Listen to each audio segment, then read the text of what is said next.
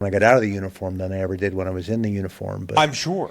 I'm but, sure. you know, I got a McMap, a black belt in McMap? Marine Corps martial arts program. Did yeah. you really? Yeah. And That's I've cool. taught combatives, you know, Banning, Bragg, Richardson, Fort Richardson, you know, a bunch of schools of 10th group in, you know, at Fort Carson. Okay, Colorado. Got to do a bunch of that stuff. Yeah. Did you ever go to Quantico for anything?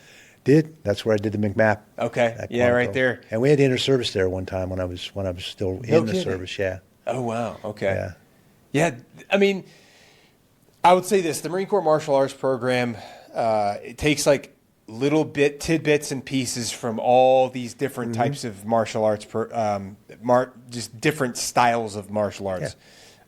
Because obviously it's geared towards hand-to-hand combat, defending yourself in a life or death scenario and stuff like that. But It's the Bruce Lee mentality. it's very different from like the level of specialization, though. Bruce Lee pulled from all different forms of martial arts across the board. He wasn't set in Wing Chun, or his original style was Kung Fu and Wing Chun, but Okay. he broke a lot of boundaries and barriers in martial arts because he wanted to train. He actually wrestled at the University of Washington.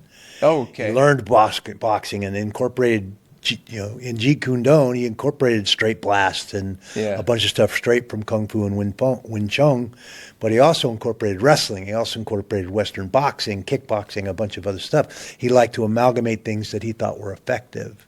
Okay. It was way more about being effective than being grounded in one particular style, which was in many ways the first mixed martial artist. Yeah. And certainly the Army Combatives Program and Marine Corps Combatives Programs assimilate things, situations that our soldiers find themselves in an urban combat setting now, which is a lot different than it used to be. You're clearing stairwells, clearing rooms, clearing apartment buildings, clearing all that. You're going to run into close quarter stuff that you can't get your primary or secondary weapon up fast enough. You're going to have to go to hands, and there's where a lot of those tactics and that stuff come in, is who walks away from that engagement.